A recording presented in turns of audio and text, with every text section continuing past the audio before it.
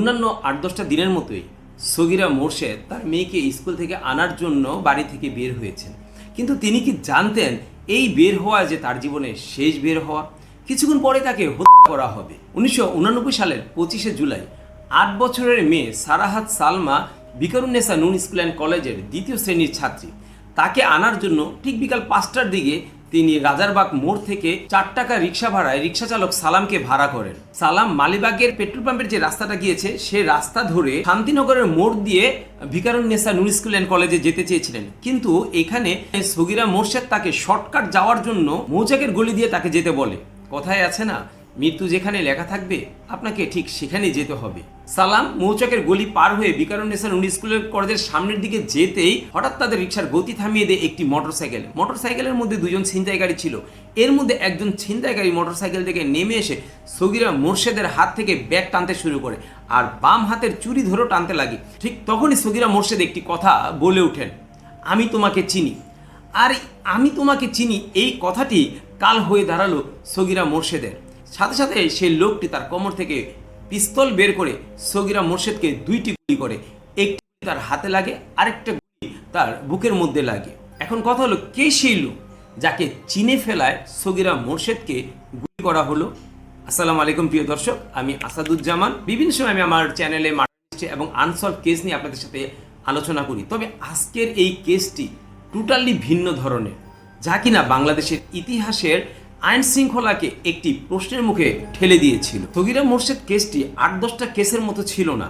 এই কেসে আপনারা দেখতে পাবেন রাজনৈতিক ক্ষমতা থাকলে যে কোনো কিছুই আপনি করতে পারবেন। এটি এমনই একটি কেস যেটি ছিনতাইকারীর হাতে খুন হওয়া এবং তেমন এভিডেন্স না থাকার কারণে একটা সময় বন্ধ হয়ে যায়। তারপর প্রায় ৩০ বছর পরে রিক্সা চালকের এক তথ্যের ভিত্তিতে পাল্টে যায় সমগ্র কেস। বেরিয়ে আসে সগিরা মোর্শেদ হত্যার আসল রহস্য। কি ছিল সেই রিক্সা চালকের তথ্যে, যা কিনা ৩০ বছর পর পুলিশকে প্রকৃত হত্যাকারীদের খুঁজে বের করতে সাহায্য করেছিল। তাহলে চলুন এবার যাওয়া যাক মূল গল্পে। সালটা 1972। ঢাকা বিশ্ববিদ্যালয়ের অর্থনীতি বিভাগে পড়ালেখা করতেন আব্দুস সালাম চৌধুরী। আব্দুস সালামের পরিবারে তাকে ছাড়াও তার আরো 2 ভাই ছিলেন, একজন শামসুল আলম চৌধুরী আর অন্যজন হাসান আলী চৌধুরী। এছাড়া তাদের বাবা মা তারা একসাথে রাজারবাগের একটি বাসায় থাকতেন। আব্দুস সালাম চৌধুরী ছিলেন তাদের ভাইদের মধ্যে সবচেয়ে ছোট। আব্দুস সালাম চৌধুরী তখন ঢাকা ইউনিভার্সিটিতে লেখাপড়া করতেন অর্থনীতি বিভাগে, আর ঠিক তারই ডিপার্টমেন্টে সগিরা মোর্শেদও লেখাপড়া করতেন। আর সে জায়গা থেকেই তাদের মধ্যে একটি ভালো সম্পর্ক গড়ে ওঠে। তারপর 2 পরিবারের সম্মতিতেই 1979 সালের 25শে অক্টোবর তাদের বিয়ে হয়। আব্দুস সালাম চৌধুরীরা ছিল যৌথ পরিবারে। তারা রাজারবাগের একটি দোতলা বিল্ডিংয়ে একই সাথে থাকতেন। যেহেতু তার এটা পৈতৃক বাড়ি, সেই ক্ষেত্রে তার অন্যান্য ভাইদের সাথেও তিনি একসাথে থাকতেন। সগিরা এবং সালাম চৌধুরীর 3টি কন্যা সন্তান রয়েছে। সগিরা মোর্শেদ ছিল উচ্চ শিক্ষিতা, গুণবতী এবং রূপবতী। এই জন্য তার শ্বশুর শাশুড়ি তাকে বেশ ভালোবাসতেন। একান্নবর্তী পরিবারে সালাম চৌধুরী এবং তার অন্যান্য ভাই ও ভাইয়ের বউদের সাথেই তারা একসাথে মিলেমিশে থাকত। এদিকে সগিরা মোর্শেদ ছিল অত্যন্ত সদালাপী এবং খুবই ভদ্র মেজাজের একজন মহিলা, তাই তাদের বাড়ির অন্যান্য সবাই তাকে বেশ ভালোবাসত। এমনকি সগিরা মোর্শেদের হাজব্যান্ড আব্দুস সালাম চৌধুরীও তাকে বেশ ভালোবাসত। তখন তাদের বেশ সুন্দর একটি দাম্পত্য সময় কাটছিল। কিন্তু এই সুখী দাম্পত্য জীবনের উপরেও যে অন্য কারো হিংসার নজর পড়েছিল তা খোদ সালাম চৌধুরীও জানতো না। সালাম চৌধুরীর বড় ভাই মানে সগিরার ভাসুর হাসান আলী চৌধুরী ছিলেন তখন বেশ স্বনামধন্য একজন ডাক্তার, আর তার স্ত্রী সগিরার জায়ের নাম ছিল সাইদাতুল মাহমুদা শাহিন। যেহেতু ডাক্তার হাসান আল চৌধুরী তখন বেশ সুনামধন্য একজন ডাক্তার ছিল, তাই সাইদাতুল মাহমুদ শাহিনেরও ডাক্তার ছিল একটু বেশি। সে সবসময় তার বাড়ির মধ্যে নিজের একটি প্রভাব বিস্তার করে রাখত এবং সে নিজেকে সেই পরিবারের সর্বসর্বা মনে করত। তবে এই পরিবারে যখন থেকে সগিরা মোর্শেদ আসলো আর সবাই যখন সগিরা মোর্শেদকে ভালোবাসতে লাগলো, ঠিক এই জিনিসটা তার যা সাইদাতুল মাহমুদ শাহিন বেশ ভালো চোখে দেখছিল না। কেননা সে সবসময় নিজেকে সবার উপরে মনে করত এবং সে ভাবতো তার হাজব্যান্ড একজন সুনামধন্য ডাক্তার আর এই পরিবারটা তার নেতৃত্বে চলবে। এইদিকে সবাই যখন সগিরা মোর্শেদকে ভালোবাসতো তখন তার মধ্যে একটু হিংসাবোধ হতো। কেননা সাইদাতুল মোর্শেদ সবসময় চাইতো সবাই যেন তাকে একটু সমীহ করে চলে। এমনকি বিভিন্ন সময় সুযোগ পেলে এই সাইদাতুল মোর্শেদ শাহিন তার যা সগিরা মোর্শেদকে বিভিন্ন সময় ছোট করে কথা বলার চেষ্টা করত। যখনই শাহিন তাকে বিভিন্ন অপবাদ দিত অথবা বিভিন্নভাবে টর্চার অথবা ছোট করে দেখার চেষ্টা করত, তখন এই সগিরা মোর্শেদ বেশ টেকনিক্যালি উল্টো তাকেই ছোট করে দিত। সাধারণত বাংলাদেশের পরিবারে একান্নবর্তী পরিবারগুলির মধ্যে কিন্তু এমনটা হয়েই থাকে। একটা প্রবাদই আছে যে দুইটি হাঁড়ি একসাথে থাকলে একটু ঠোকাঠুকি হবে। যেহেতু দুই যা একসাথেই থাকতো, সবাই সবার আত্মঅহংকার নিয়ে থাকার চেষ্টা করত, সবাই সবাইকে নিজেকে একে অপরের থেকে বড় মনে করত, আর এই নিয়ে তাদের মধ্যে প্রায় ঝগড়াঝাটি লেগেই থাকতো। এইদিকে যেদিন সগিরা মোর্শেদ খুন হয় সেদিন সে রিক্সা চালক সালামি তাকে ঢাকা মেডিকেল কলেজ হাসপাতালে নিয়ে যায় এবং নিকটবর্তী একটি থানায় তিনি জানান। তখন সেই পুলিশ অফিসার সেই রিক্সা চালকের নাম এবং গ্রামের বাড়ি লিখে রাখেন। এদিকে মেয়ের স্কুলের ছুটির সময় পার হয়ে গিয়েছে, সবাই যে যার বাসায় চলে গেছে, কিন্তু সগিরা মোর্শেদের মেয়েকে এখনও কেউ নিতে আসছে না। তখনই স্কুল কর্তৃপক্ষ আব্দুল সালাম চৌধুরীকে ফোন করে যে আপনার মেয়েকে তো এখনও কেউ নিতে আসলো না, স্কুল ছুটি হয়ে গিয়েছে। তখন ঠিক আব্দুল সালামের মনের মধ্যে একটু খটকা লাগলো, কারণ বেশ অনেকক্ষণ আগেই সগিরা বাসা থেকে বেরিয়ে গেছে মেয়েকে আনার জন্য, কিন্তু এখনো কেন সগিরা স্কুলে পৌঁছালো না। যাই হোক, আব্দুল সালাম চৌধুরী তড়িঘড়ি করে স্কুলের পথে রওনা দিল মেয়েকে আনার জন্য। কিন্তু যেহেতু স্কুলের পাশেই সেই ঘটনাটি ঘটেছে, সেখানে বেশ একটা জটলার মতো পেকে আছে, বেশ অনেক লোকজন প্লাস পুলিশ টুলিশও ছিল। তখন সে সেখানে গিয়ে জানতে পারে যে এখানে একটি মহিলাকে ছিনতাইকারীরা গুলি করেছে এবং তাদের বর্ণনা অনুযায়ী তার কাছে মনে হচ্ছিল এটা সগিরা মোর্শেদি হতে পারে। সে সাথে সাথে ঢাকা মেডিকেল কলেজ হাসপাতালে ছুটে যায় এবং গিয়ে দেখেন সত্যি তার ধারণাকৃত সেই মহিলাটি তারই স্ত্রী সগিরা মোর্শেদ। ছিনতাইকারীদের হাতে সগিরা মোর্শেদ খুন হওয়ার পর আব্দুল সালাম চৌধুরী বেশ ভেঙে পড়ে, তবে সে দমে যাননি। তিনি সগিরা মোর্শেদের আর প্রথম দিন থেকে দাবি করে আসছিল এটি কোনো সাধারণ ছিনতাইয়ের ঘটনা না, এর পিছনে কোনো গভীর ষড়যন্ত্র লুকিয়ে আছে। সালাম চৌধুরী ঠিক সেদিনই রমনা থানায় অজ্ঞাতনামা ব্যক্তিদের বিরুদ্ধে একটি মামলাও দায়ের করেন। প্রকৃত হত্যাকারী গ্রেপ্তার এবং ন্যায় বিচার পাওয়ার জন্য তিনি 30টি বছর অপেক্ষা করেছেন এবং তিনি সগিরাকে এত বেশি ভালোবাসতেন যে তিনি তার মৃত্যুর পরে আর কাউকে বিয়েও করেননি। প্রকৃত হত্যাকারী এবং ন্যায় বিচার পাওয়ার জন্য সালাম চৌধুরী 30টি বছর এই কেসের ফাইল বন্ধ হতে দেননি। তিনি প্রতিটি শুনানিতে হাজিরা দিয়েছেন এবং এই কেসের সাথে সম্পৃক্ত ব্যক্তিবর্গদের দ্বারে দ্বারে ঘুরেছেন।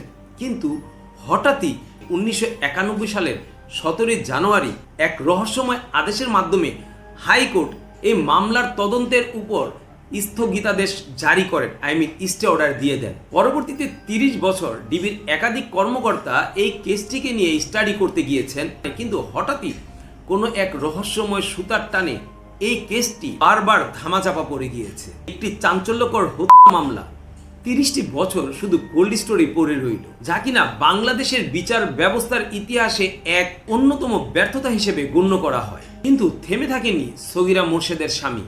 তিনি মামলাটিকে টাইমলাইনে আনার জন্য একের পর এক দেন দরবার করে যেতে লাগলেন, কিন্তু কেসের কোনো অগ্রগতি না দেখে সালাম চৌধুরী বুঝতে পারলেন এভাবে অ্যাকচুয়ালি কাজ হবে না, কেননা আইনের একটি নিজস্ব ভাষা রয়েছে আর আইন সবসময় বুঝে সাক্ষী।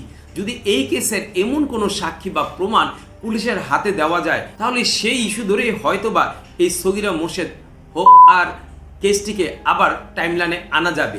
তারপর সে খুঁজতে লাগলো যে কিভাবে সে তথ্য উপাত্ত সে সংগ্রহ করবে। ঠিক তখনই তার মাথায় এলো সেই দিন যেই দিন সগিরা মোর্শেদকে হত্যা করেছিল ছিনতাইকারীরা, সেদিন একমাত্র রাজসাক্ষী ছিলেন সেই রিক্সা চালক। যদি সেই রিক্সা চালককে কোনোভাবে খুঁজে পাওয়া যায়, হয়তোবা কোনো একটি তথ্য বা উপাত্ত পাওয়া যাবে। তখন তিনি পুনরায় আবার দেন দরবার শুরু করলেন। ঠিক সেই সময় তখন আব্দুল সালাম চৌধুরীর তৎপরতা এবং চেষ্টায় পুনরায় আবার হাইকোর্ট 2019 সালের 26শে জুন পুনরায় আবার এই কেসটি থেকে স্টে অর্ডার উঠিয়ে নিয়ে পিবিআইকে দায়িত্ব দেন। তখন পিবিআইয়ের প্রধান ছিলেন বনজ কুমার মজুমদার। তার নেতৃত্বে আবার একটি টিম গঠন করে পুনরায় সেই কেস স্টাডি আবার চালু করলো।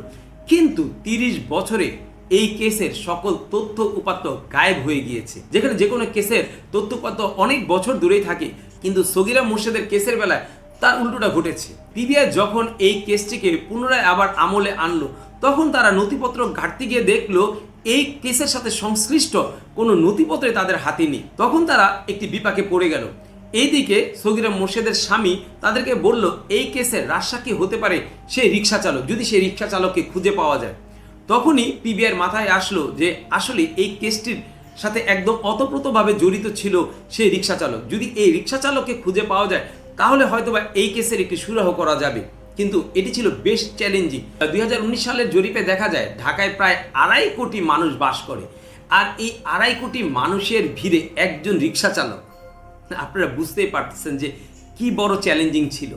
কিন্তু তারা চিন্তা করলো এই কেসটি প্রথমে কিন্তু দায়ের করিয়েছিল সেই রিক্সা চালকই, কারণ সে নিকটস্থ একটি থানায় সে কাণ্ডের ঘটনাটি সে পুলিশকে জানায়। তখন তারা ভাবলো সে যদি নথিপত্রগুলি পাওয়া যায় আর সেখানে যদি সে রিক্সা চালকের নাম বা ঠিকানা পাওয়া যায় তাহলে তাকে খুঁজে বের করা কিছুটা সহজ হবে। তখন তারা সেই নথি আবার খুঁজে দেখতে লাগলো, তবে সেখানে গিয়ে তেমন কোনো ইনফরমেশন মিলেনি, কারণ সেই সময় তো আর মোবাইল ফোন ছিল না। তখন সেই থানায় শুধুমাত্র সেই রিক্সা চালকের নাম আব্দুস সালাম মোল্লা এবং তার গ্রামের বাড়ির ঠিকানা রাখা হয়। পিবিআই সাথে সাথে তাদের গ্রামের বাড়িতে খবরাখবর নেন, কিন্তু সেখান থেকে জানা যায় যে সে গ্রামের বাড়িতে থাকে না, সে এখনো ঢাকা শহরে কোথাও না কোথাও রিক্সা চালায়।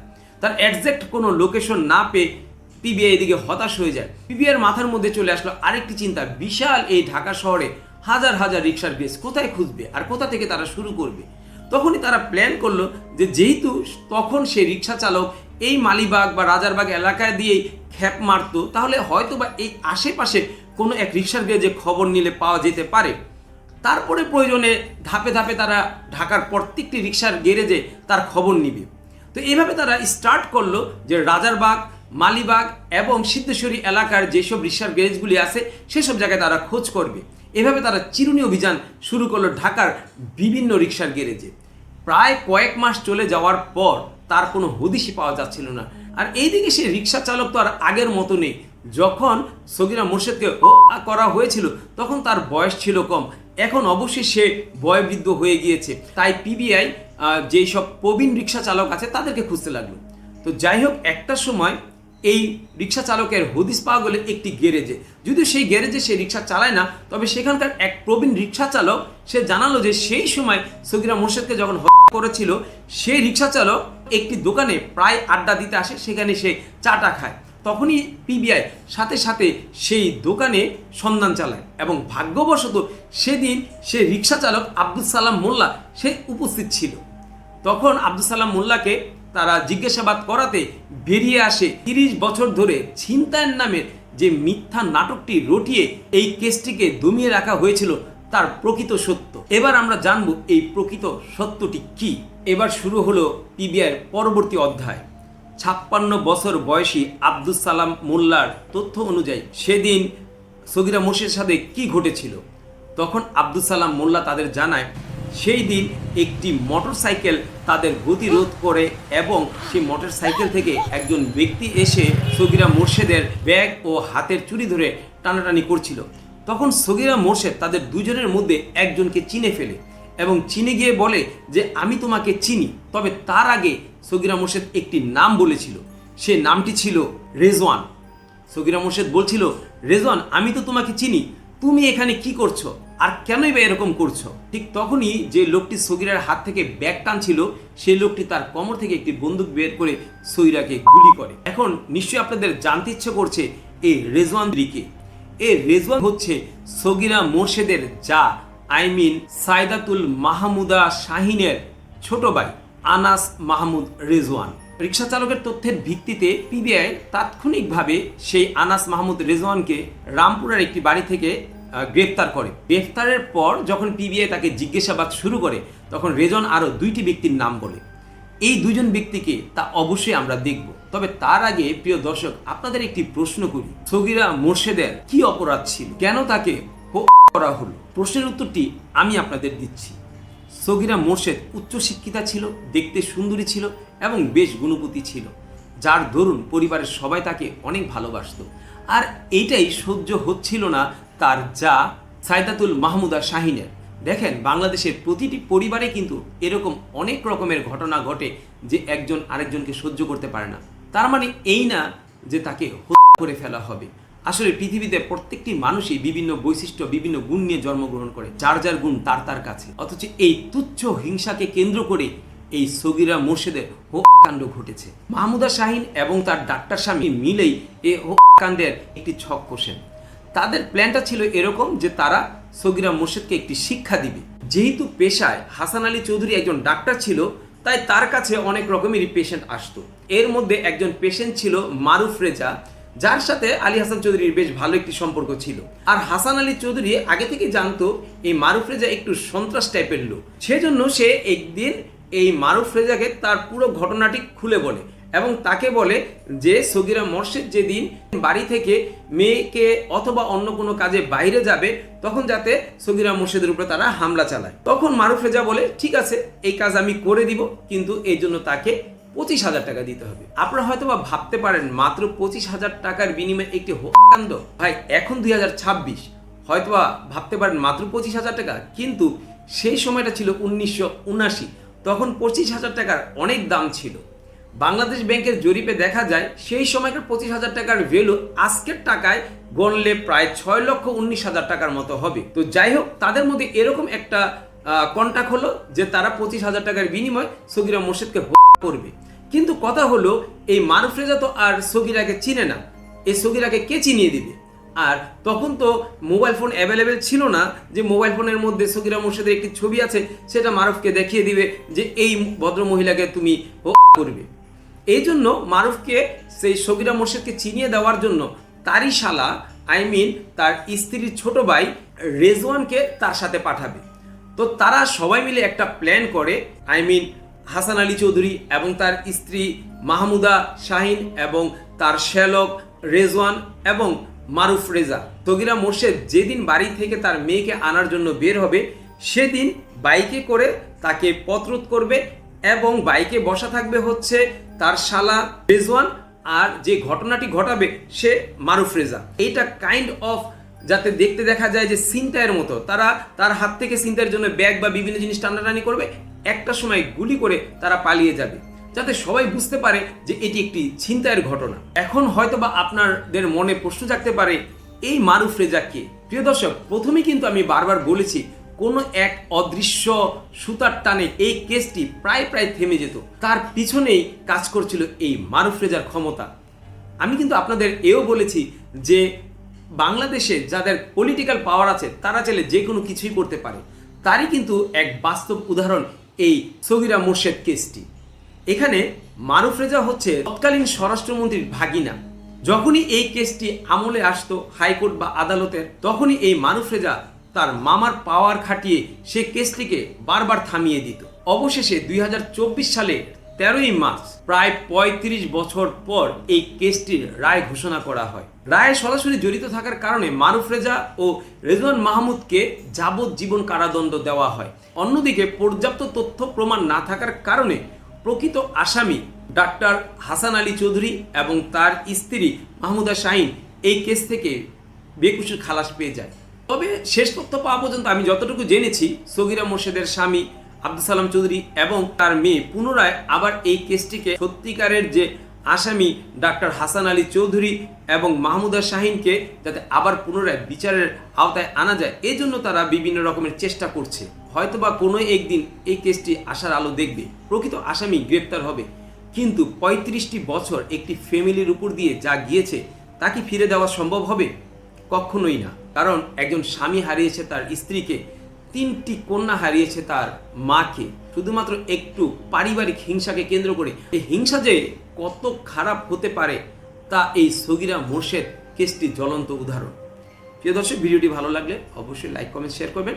আজকের মতো এখানে বিদায় নিচ্ছি। আল্লাহ হাফেজ।